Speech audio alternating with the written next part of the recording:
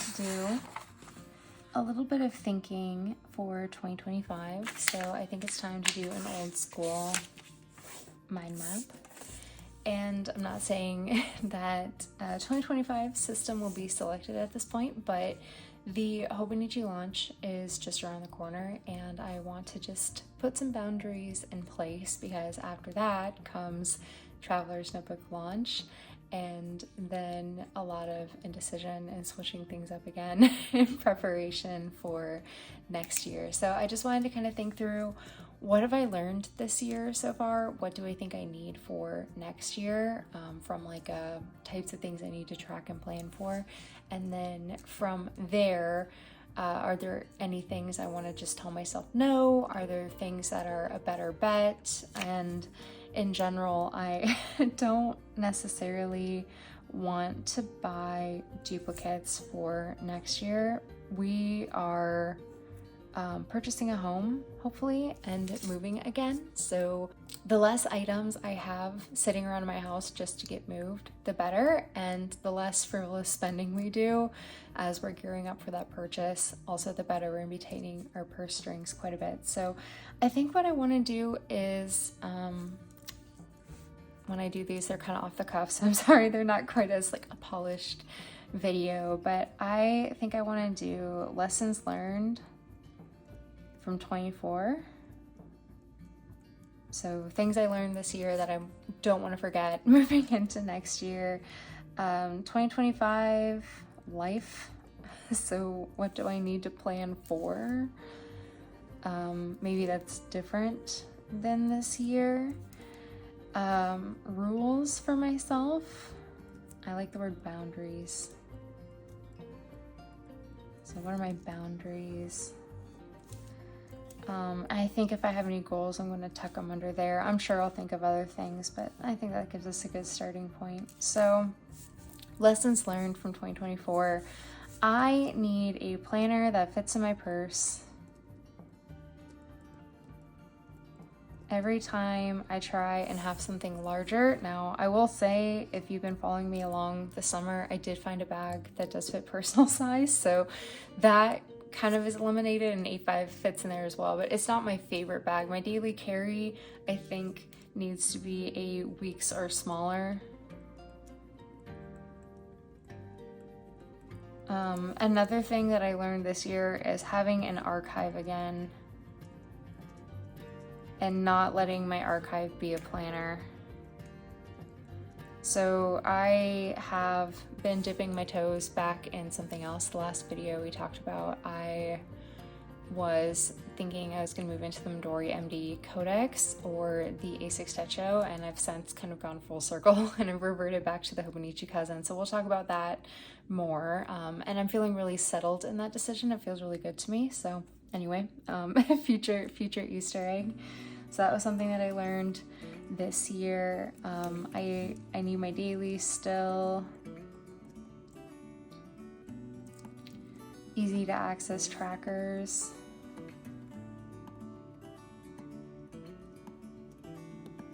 On the archive setup, maybe this is more of a boundary, but there can be only one. I am working on the process of consolidating 2024 into a single archive. Again, more information to come. And while I stand by this decision and its insanity that I'm doing this for 2024, it's, I think, serving as like a really good reinforcement activity that I am only picking one and sticking to one archive. I'm totally cool with planner hopping in 2025, although I don't think I'll do that a ton, to be honest. But I'm absolutely under no circumstances archive hopping. Another lesson learned for 2024 is work in main planner. I think having this made working from home, especially in rings where there's a bit of segregation, it helped me a lot, I think, just approach work a little bit differently this year. So I did learn a lot from this, but specifically something I have started to recognize a trend is that I don't like to fly with rings.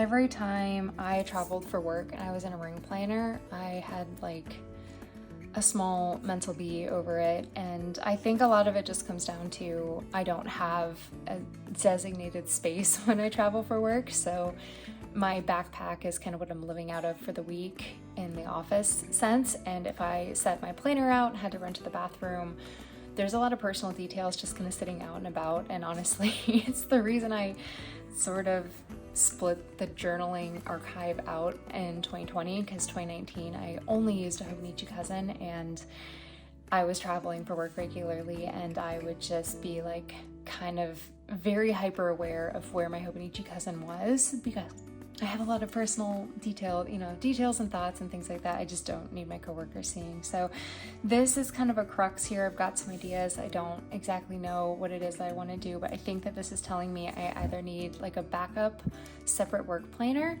or I maybe just need to start with a separate work planner that I can kind of pseudo integrate them together for when I am at home. Because 2025, speaking of life events, I'm going to be traveling a lot next year for work specifically.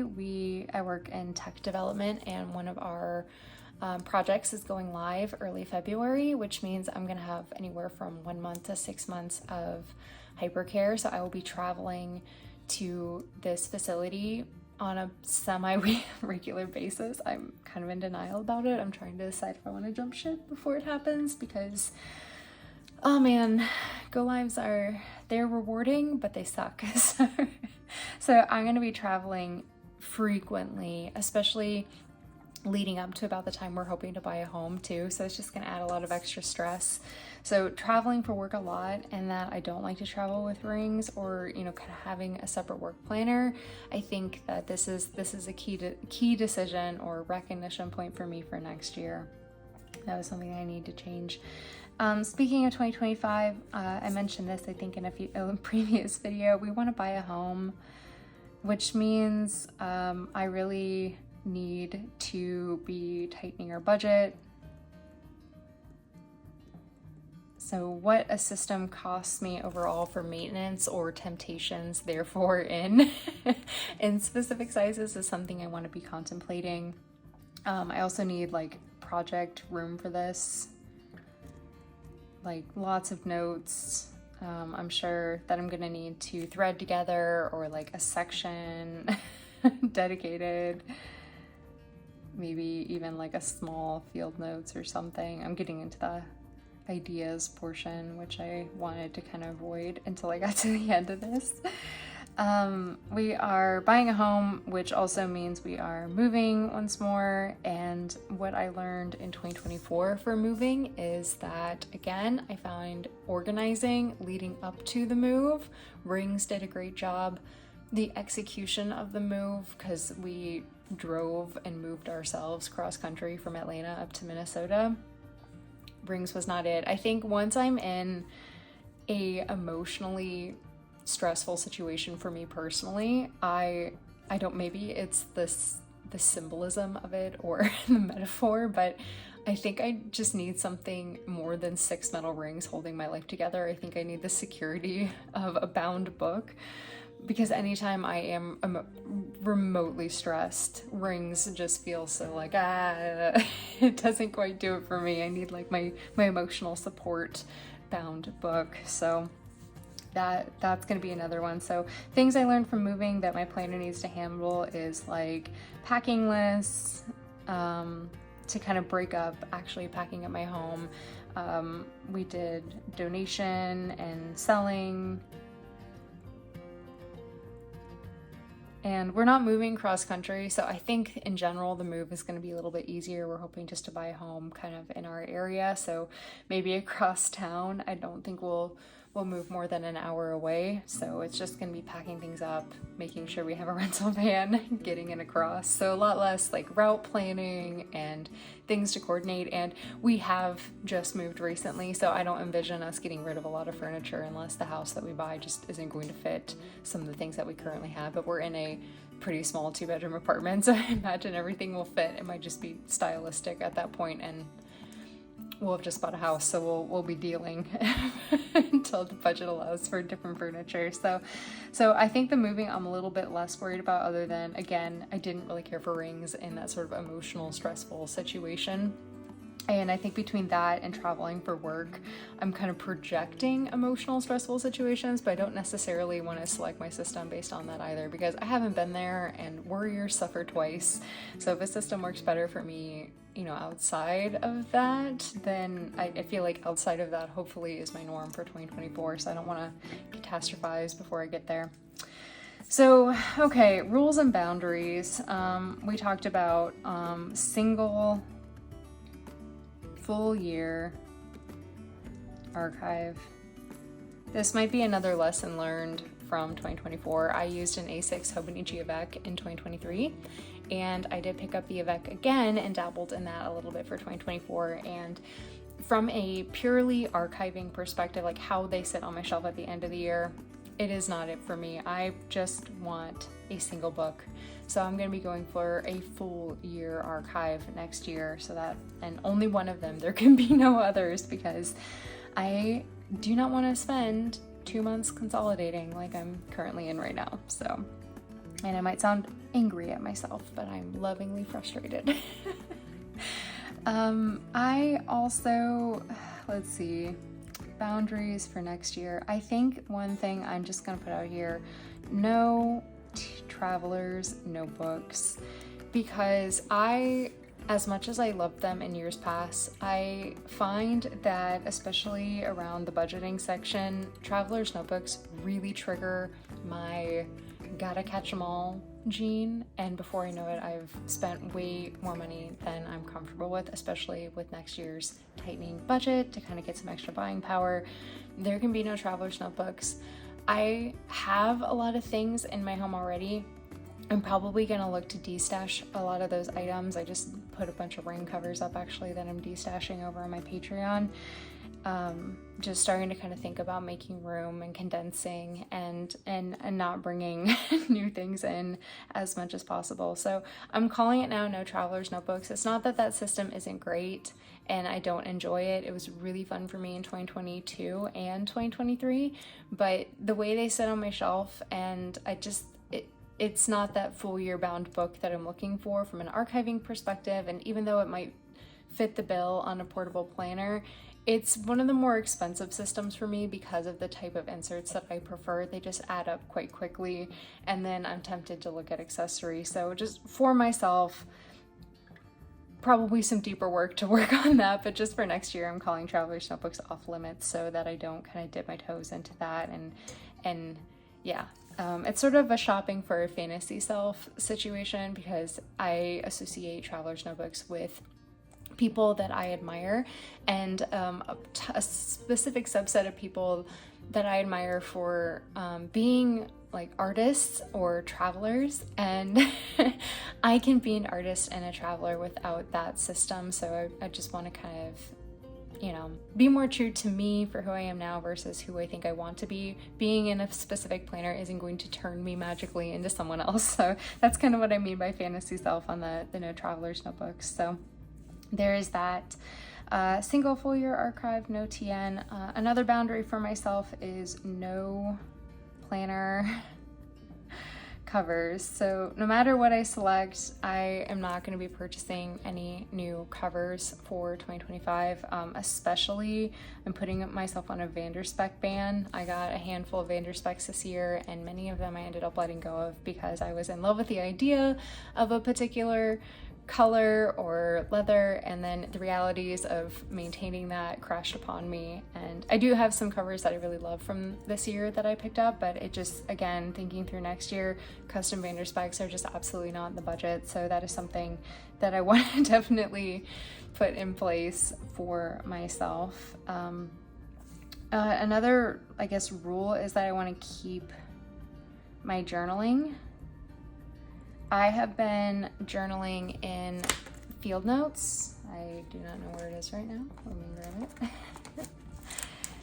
Ooh, pulling that little piece of paper up. I've been journaling in field notes and really loving that this month, and I like that I can keep this, and no matter what's going on with the planner situation, they are separate. So that is something I want to continue into next year and just kind of be able to keep that. Maybe won't keep it at the end of the year, but I do want to, I'm just going to say keep my field notes up. I like that they're kind of, journaling's become like a separate thing to me. Like the archive is its own entity, my planner another entity, and then journaling is just sort of like, it just hides over there and just continues on. So, okay, so things I'm kind of recognizing just based off this is that 1 full year archive, I'm like putting together my shopping list, and then right now I think I'm leaning towards the Hobonichi cousin. Although I did go to a small planner meetup this weekend and I saw a common planner, a very well-loved common planner, and it is an extremely elegant planner. I'll just put it that way. I'm thinking about it. I don't think I'll do it. I kind of enjoy the quirkiness or the charm of a Hobonichi cousin. Something about that makes it feel a bit more approachable to me, especially because my style is like functional but slightly cute. Where I think if I was in a sterling ink, I would really try to tailor it to have it look a bit more composed, chic, but we'll see. I am thinking about that, but right now I'm thinking 1 Hobonichi cousin. So if I order a cousin, that means no sterling ink. If I order a sterling ink, that means no Hobonichi cousin. There can only be 1. So those are the 2 that I'm kind of in between, because I have actually warmed back up to the vertical weeklies, but maybe we'll talk about that next week. 1 work planner. I have considered doing work planners in memo pads like I used to the early part of 2021 when I was in the Hobonichi weeks. I just used a Hobonichi memo pad and I would go through 3, maybe 4 of them a year, and then as I ran out of pages I would swap them out.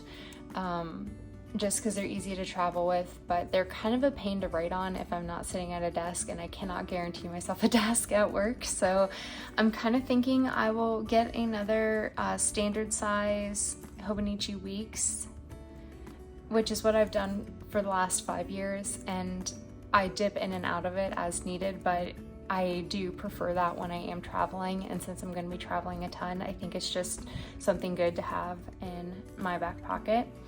And then for planning next year, I am okay if I do some planner hopping.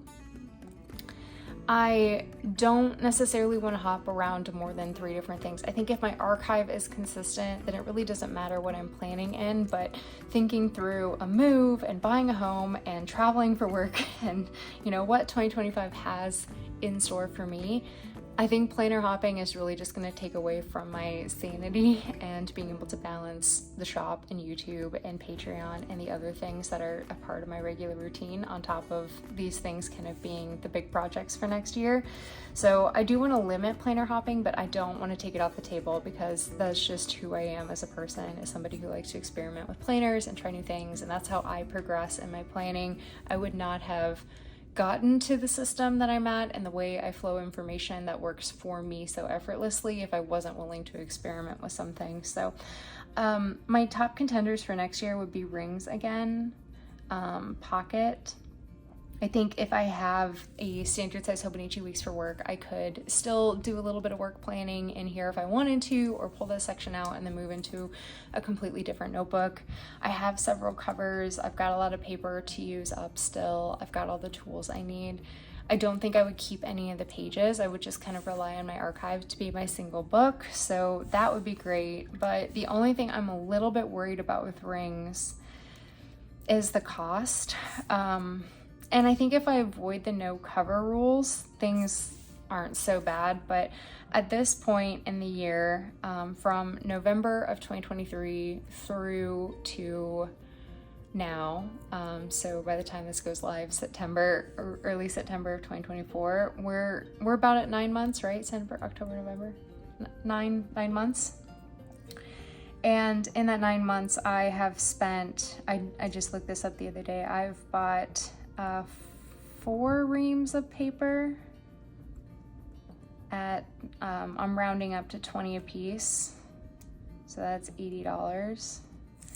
And I have bought, and again, this isn't true fair comparison because I use this for other things as well, but I've also bought 4 printer ink replacements at $56, so I'll round down to 50 just to make the math easy.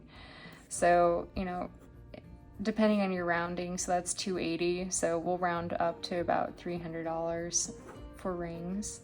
And the reason the printer ink isn't like a true fair comparison is because no matter what planner I'm in, if I'm in rings or a bound book, a bullet journal, I print out all my photos at home for my archive, and that is the majority of the ink suck. So yes, I'm going through a lot of pieces of paper, and I don't use 4 reams of paper functionally. Like, that paper could be for this, it could be for printing things out, you know, forms to go someplace or another, shipping labels for things that I've sold or returned, and photos and photos and photos, and I'm not the most efficient when it comes to printing photos. I'll kind of just print 2 or 3 off at a time and not really use the full space because I don't like to wait, because otherwise I get behind on my journaling. So this isn't like a true fair cost. Like, a good chunk of that printer ink is 1, a business cost because I'm test printing inserts for the shop all the time, and then 2, photos, which are going to be there regardless of what system I'm in. So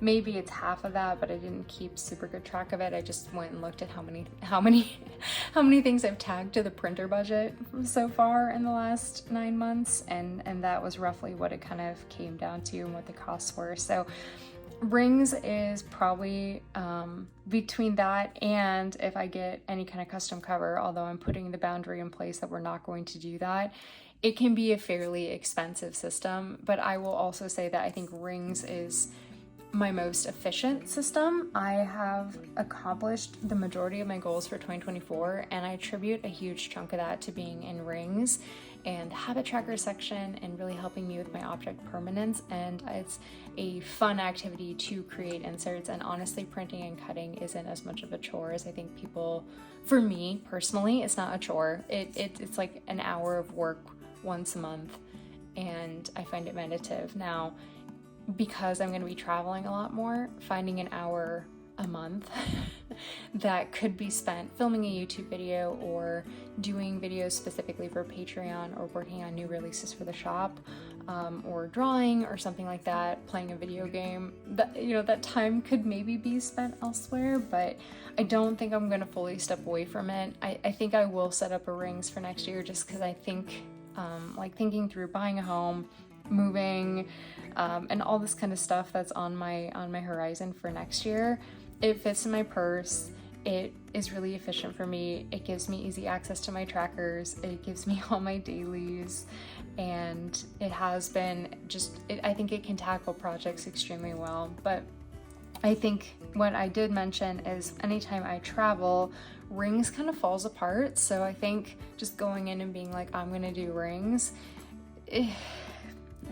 would be kind of naive of me. So I think the backup plan is, I've been dubbing it my emotional support Hobo Weeks Mega. I think that's, and then hopefully just kind of cycle between the two. So when I feel like I want rings, or maybe things are a little bit more settled down, or I've got a lot of projects to organize, I'll have rings set up and I'm ready to go. But when I am emotionally overwhelmed or just do not feel like I have time for that, and want something that, you know, symbolizes having my life held together by strings versus 6 rings, then I will have my emotional support hobonichi Weeks Mega. And then maybe as we're going throughout the year, I'll figure out that one works better over the other. But I think that this is kind of my tentative plan. I am still thinking about the cousin. I don't know which one I would get based off the release. I have no idea what work weeks I would get. And there's a couple colors for the mega covers that I'm looking at. So that's kind of where I think I'm at for my purchases, and I am slightly considering the common planner, but I think it's just too fancy for me.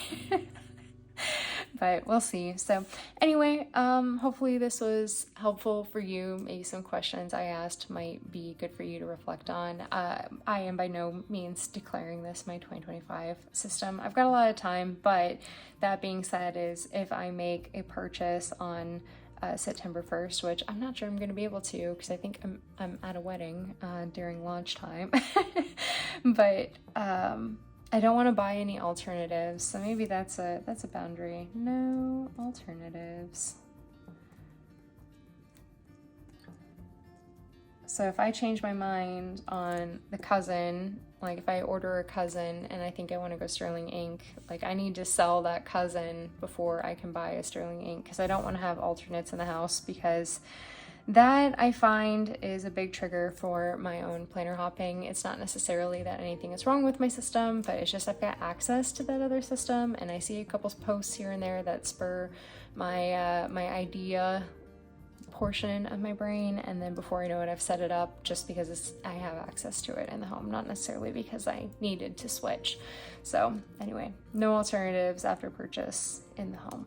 But yeah, so here's what I'm thinking for next year. Let me know what you're thinking for next year. Do you guys do any kind of activities? I've seen a handful of folks kind of approach this similar to how I do with a mind map, and they're always fun to watch. But yeah, thank you for being here. I will see you next week, and I think we'll talk about the hobonichi cousin.